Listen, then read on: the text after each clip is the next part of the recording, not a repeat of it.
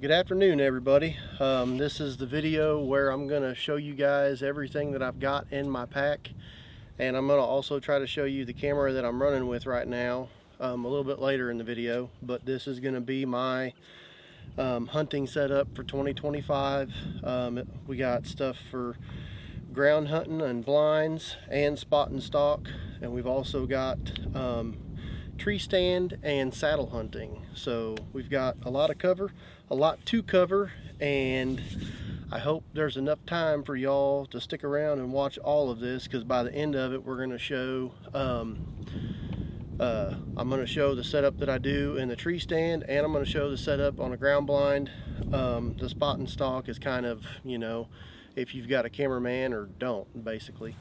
But anyways, without further ado, we're going to start out with some of my tripods and monopods. So these two here, this one is the 4th Arrow Rex arm, and I've just got a very small Ulanzi fluid head on there, and I also put a PG Y-Tech quick disconnect on here for simplicity. All of my mounts have this PG Y-Tech on here, so that way I'm not sitting here having to screw in each mount every time I want to put my camera on. It just snaps in, and you can hit the lock button and it locks in, push the button and the tab goes away. It's real easy. You can look them up, there's plenty of videos about them. It's just a PG Y-Tech quick attach, quick detach, whatever you want to call it, for your camera slash lens, whatever setup you have for whether you're running a camcorder or a DSLR or a mirrorless full frame, whatever you decide on, that this can go on. All you got to do is take the plate, mount it to the camera or the lens, then it comes with this bottom mount that screws into your Arca Swiss mount on your fluid head. So your fluid head has to be an Arca Swiss for this to work, and then the quick attach is ready to go. I'll probably show you that a little bit later in the video, but anyways, this is one tripod right here with the Rex arm on it, so you can swivel it around in the ground blind, or if you're turkey hunting, you know, and you got a spot picked out, you can swivel that sucker whichever way you need to. Put that down real quick. Now this is a monopod. This is more for spot and stalk. It's actually perfect. You can actually, if you're turkey hunting, you can actually set this sucker, like if you're in a chair or even on the ground on a pad, you can, up against a tree, you can take this monopod, since it's just one pole, and stick that sucker right between your legs. And if you're planning on that turkey, you know, being at, you know, kind of like your deer hunting, you know, you're expecting all your shots to be this way, you know, if you're right-handed. So you stick that sucker right on the inside of your left leg here as you're sitting down. You got your gun or your bow or whatever, and then you can kind of still peek over with it, get your fluid head up, you know, get your screen faced out to where you can see it, and you can make all those shots still and still be able to kind of control the camera. I do like this one. This is a Sirui, or however you want to pronounce it, P324SR, and it doubles as not just a monopod, but you can unscrew this and it turns into a more or less a walking stick.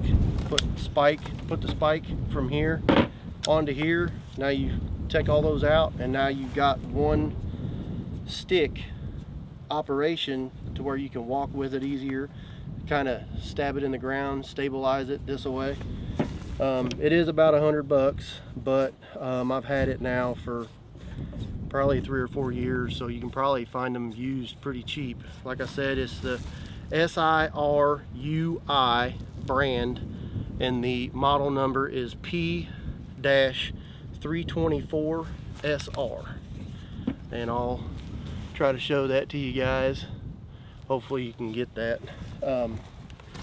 Now for the main event, we're going to kind of switch over to this pack and the reason I picked it.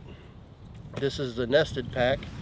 As you can see, I'm not running it with all the garbage that they got on the front of it. I liked it, the padding's nice, but the more I think about it, the more it weighs this pack down, and this pack's already heavy as it is.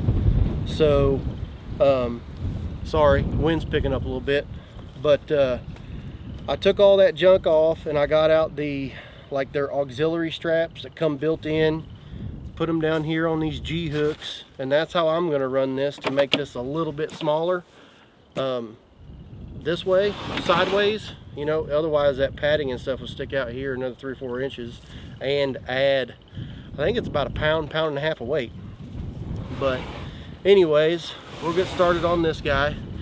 This pack right here, all it is for, and it's just one simple thing, and one is actually on the camera we're recording with, but it's to hold my mics. So I've got 2 mics because I've got 3 cameras total, 3 mirrorless cameras. So one will go on one will go on another, and then one will have a wireless mic on it, and we'll discuss that here in a second. But anyways, that compartment just holds my Rode wireless mic, Rode wireless mic Video Pro Plus is what these are. These are $300 if you buy them brand new. I found both of mine on eBay used for 150 bucks. So you get 2 for the price of one. One of these came with the wind muff for 150 bucks. The other one was a little bit cheaper, and I went out and bought the wind muff for it. And they both work phenomenal. The battery life in them is great so far. I haven't had to recharge either one of them yet. So, and I've made 3 or 4 videos now with the microphones.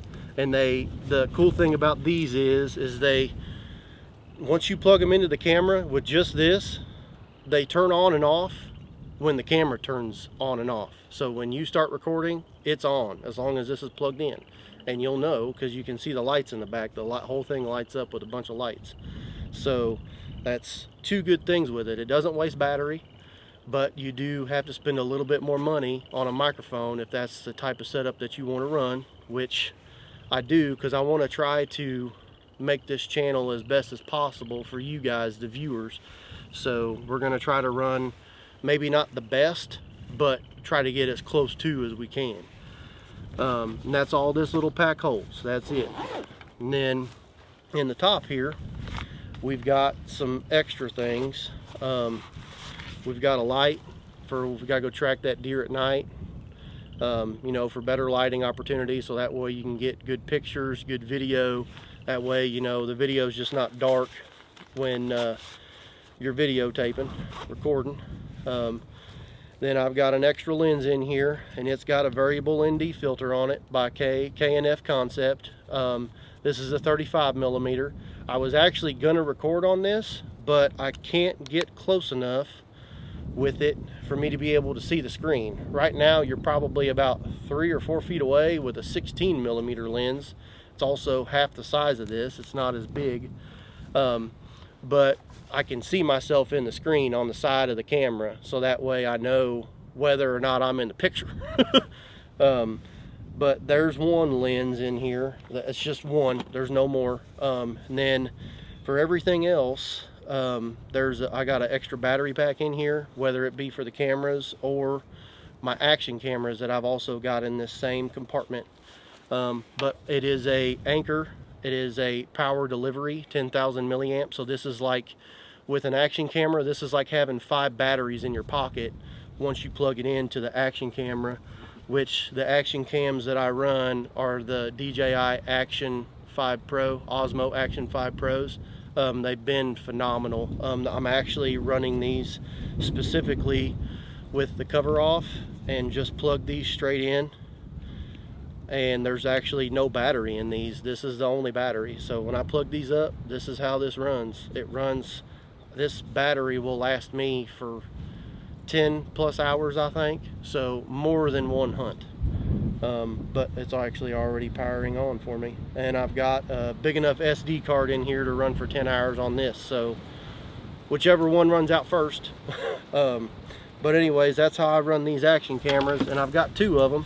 Because when I turkey hunt, I'd like 2 angles on each side of the decoy, far enough away to make sure I get all the action, but close enough to where like you can watch the arrow go through the body, or you know, at the head, you know, those type of shots.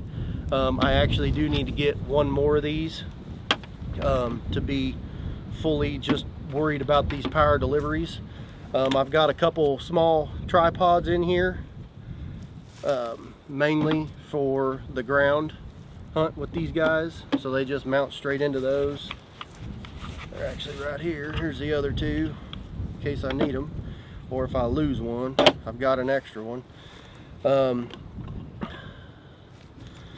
Then we'll talk about the wireless mic setup that I've got. So these are the DJI Mic 2s.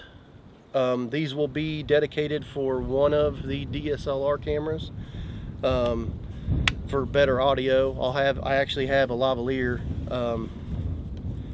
for it, so the lav will be on me, and then I can put the little box here and clip it to the inside of my hoodie, or just have it in here or whatever, run the mic up inside my shirt or whatever I decide to do for the day. But that's how those get ran. But I also grabbed the DJI Mic Minis. The reason I grabbed these is because I'm going to put one of them on, and they do come with the little box, but with the technology, the DJI Action 5, all I need is the camera and the transmitter, or not the transmitter, but the actual lav itself, or the microphone, the mic. So just clip this on and it'll hook up to this Bluetooth, I believe, and you'll get great audio out of your action camera. So you could actually have 4 angles with great audio, and then you'll have one camera that will not have any audio at all. It'll just be overlaid in editing that you can simply do. If I can do it, you can do it. I've pretty much had to teach myself how to run the editing software that I run, and it's Final Cut Pro, because I've got Macintosh. It came standard on it, the MacBook Pro and the iMac itself, and then I had to pay like $200 to get the Pro version. But anyways, that's that. And I've also got 2-pack ND filters for the DJIs, the action cameras. I grabbed 2 of those. They're like 20 bucks a piece. Then I've got a clip that I can do like a POV, like when I've got a harness on, or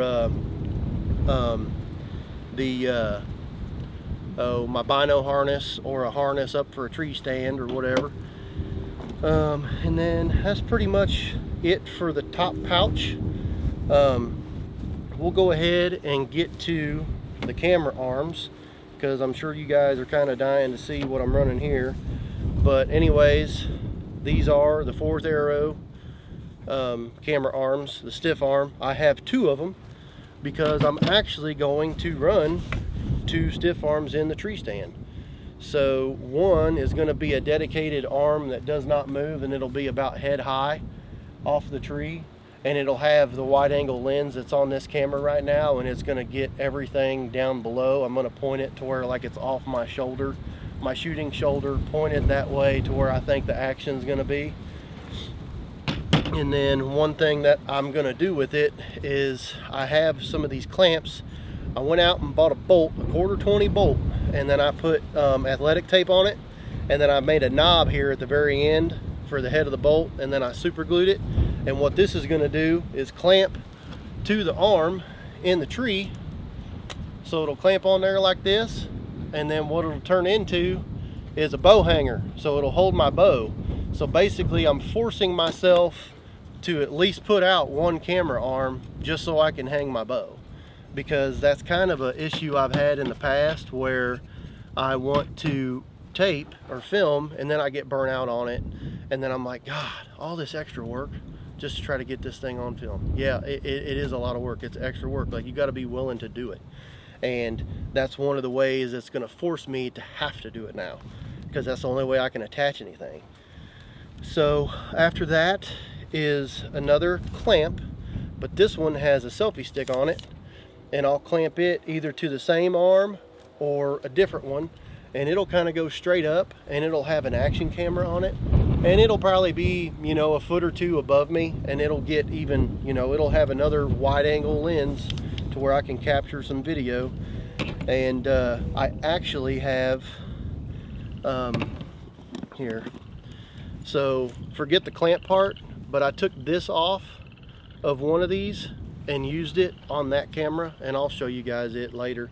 But basically I mounted it to that, so now I can do a lens on that camera, but also get a wide angle view of it too when I mount an action camera to the side of that camera, if that makes sense. And this is an extra clamp just in case one of these break, because they are plastic. They're like 10 bucks, so just something to remember. Now I do have another arm in here, and this is the saddle light arm. I grabbed it because it's a hell of a lot lighter, but also if I ever need to be able to, if I run out of the saddle, I can use this arm instead of those. I could use those as stationary arms and then use this one as my main body camera.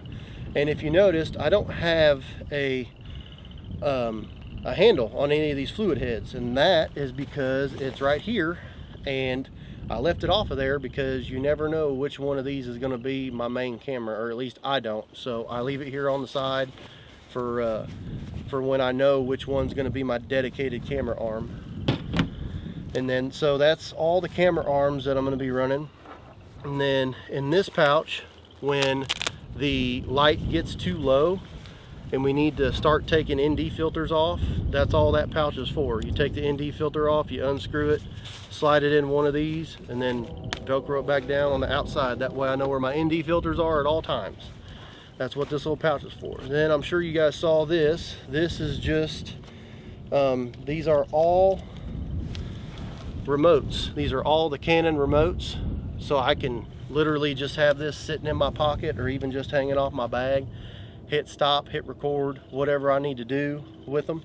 That's the main purpose I bought them, was so I can turn on and off the cameras anytime I want to when there's action and not have to do a whole lot of moving. So these will always be close, somewhere close. Then after these remotes, and I bought these brand new. I didn't buy used on those, but they're about 40 bucks a piece on Amazon. You can get them from there. Then we'll go with the one lens in here that I have. This is my long range lens.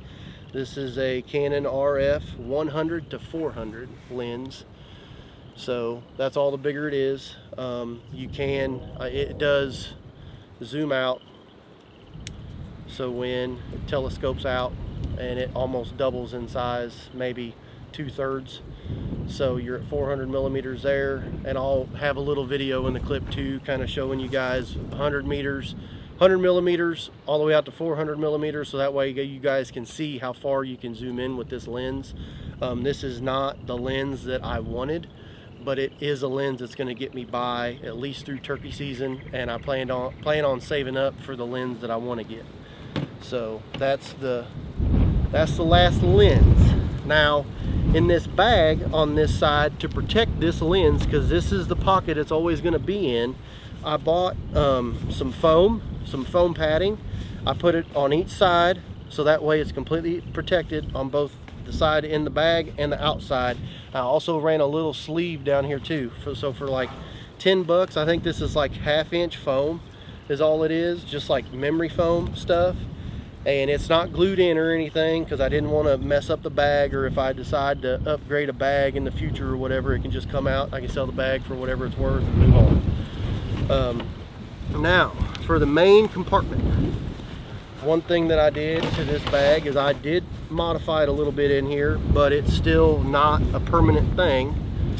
I took this and I bought these little pouches. I bought 3 of them, just little inserts, little camera inserts is all they are, and they fit, 3 of them fit in here perfectly. So I have 3 cameras, I have 3 slots in here, so it keeps everything organized and protected.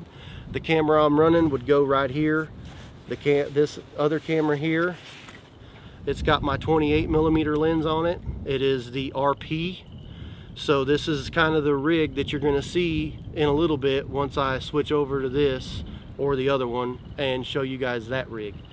But anyways, this is what you would see as far as a camera would go. You just plug in this cord right to the battery pack. All this was this is probably the cheapest mirrorless camera or full frame mirrorless camera that you can get right now from Canon. I picked two of them up for around 500 to 550 bucks used off of eBay. You know, shipping was fast. I never had any problem. I did have one problem with one business on there, but they're not talking to me, so they probably don't really want me to say their name, even though I want to. This is just a 28mm lens is all. Nothing super special. The lens was like 230 bucks, I think. The body, you know, $5 to $5.50. Then I got the cage from Amazon to protect it, which was another $40. These batteries, these Anker batteries, it's the same one I just showed you earlier. On top, that is another 30 bucks. Then I bought the mount to mount the battery on here. That was another $13. So all in all, for what is that, probably like less than $1,000, you can have this set up, or right around $1,000 once you add in a mic, a decent mic like what I've got. For around $1,000 you can have a decent setup to vlog and do, you know, b-roll footage, whatever you want to do, because that's all these are for, is b-roll footage cameras, because they've got a wider lens, lower apertures for closer to dark, so you can always crank up the ISO a little bit and get more run time out of them before it's too dark, you know, so you can actually see what, you know, the human eye can see a little bit better than these cameras, at least for now.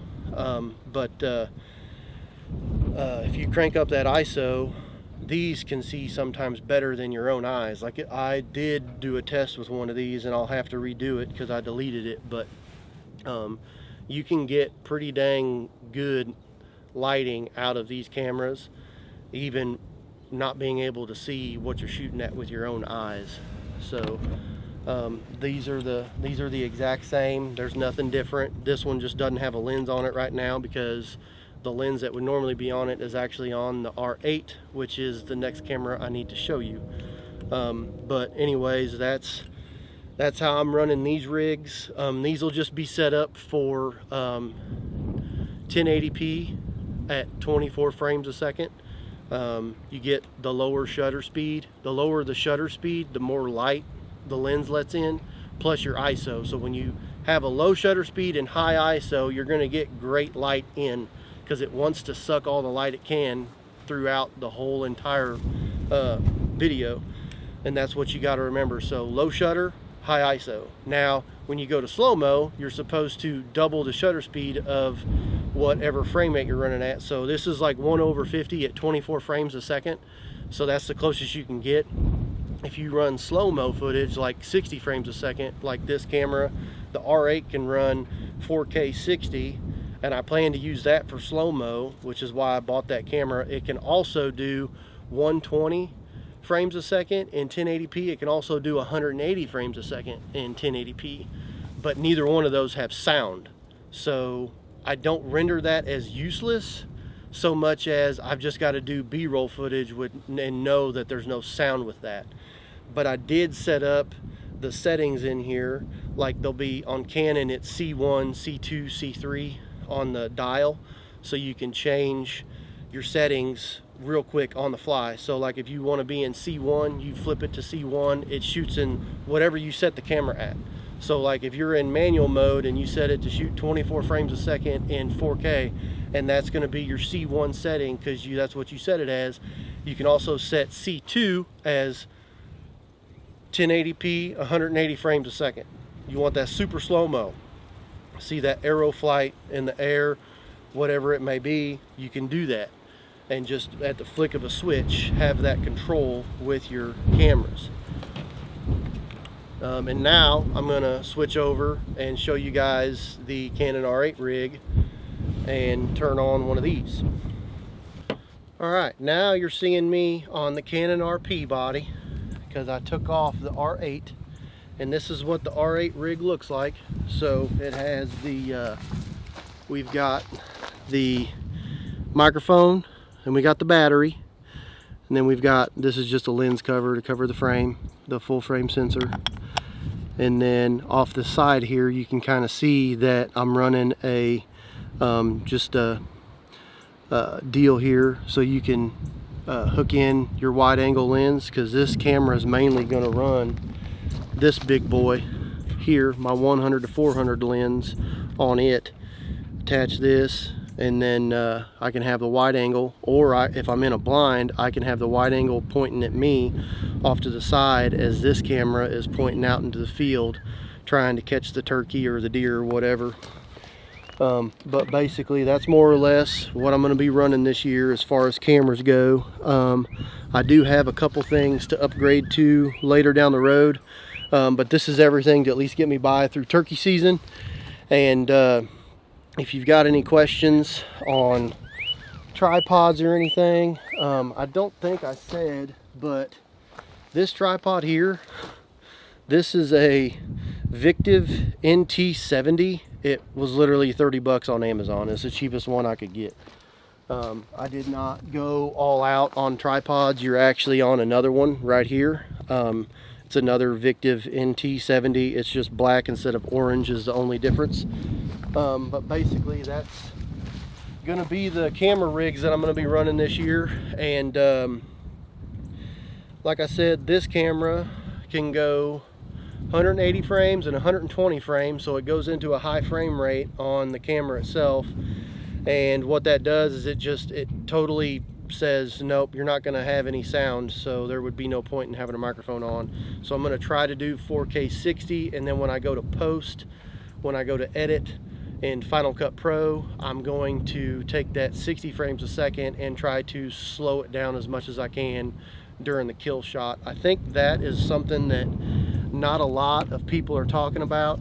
The editing software that people are using, Final Cut Pro is the only one I've ever used, so it's the only one I'm actually at least decent at, and I wouldn't even say I'm decent at it. I just know how to click and drag and then take stuff out that I don't want in there and slow stuff down. And the other big thing is on all of them is you've got to use some type of LUTs.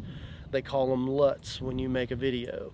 So, you know, when you have your phone, like you got your cell phone, there's a photo you want to edit, and you can do all this like vignette stuff or vignetting or whatever the hell it's called. And then you can also change all the highlights and the saturation and all that stuff. A LUT is what it does in video. So it takes your whole video that you've just made and it puts a LUT over it, so it's kind of like dropping in and covering over the top of your video, kind of like what you do on your phone when you do it to a photo.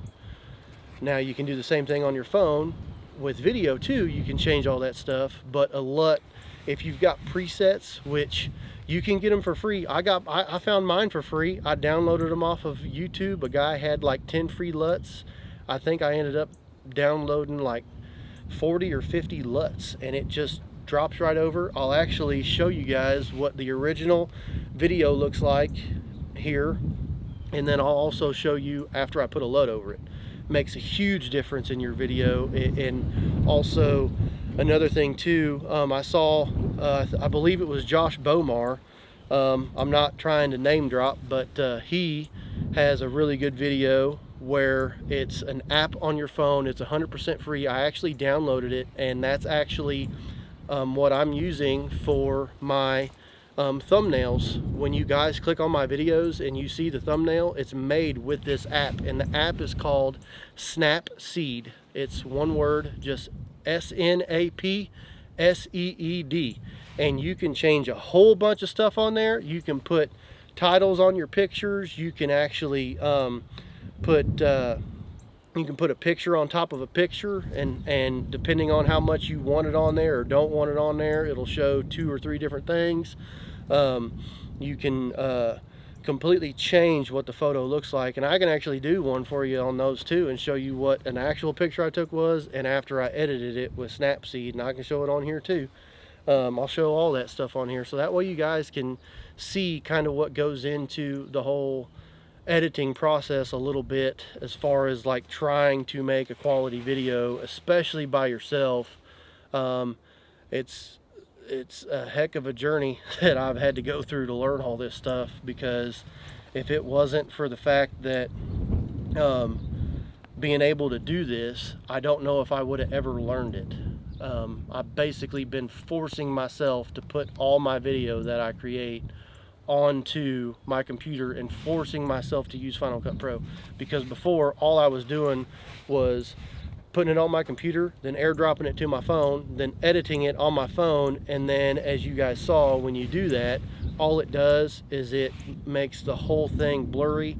It's not very good, and this is just like 5 or 10 videos ago when it looked like crap, and now I'm starting to put out good quality footage, and it's just in 1080p. And up until today I hadn't used 4K once, because I just got this camera like last week.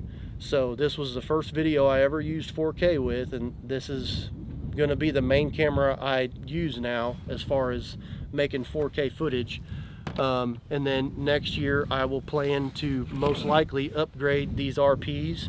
What I'll most likely do is sell both of them and get another R8, and then possibly go up to the R5 or the R6 Mark II, because both of those are also, you can get both of those now used. Those are $3,000, $3,500 bodies, brand new, but you can find them used on eBay for around $1,500 to $2,000 now.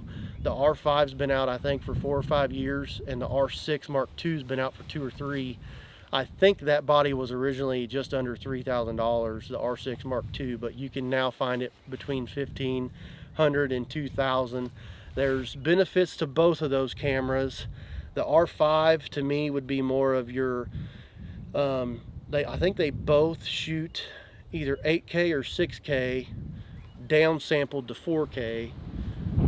But the R5 has 45 megapixel sensor, versus the R6 Mark II just has what you're viewing me on, which is a 24 megapixel sensor. So that's another thing to remember. The more pixels that you have, usually it actually takes more light because they're smaller pixels.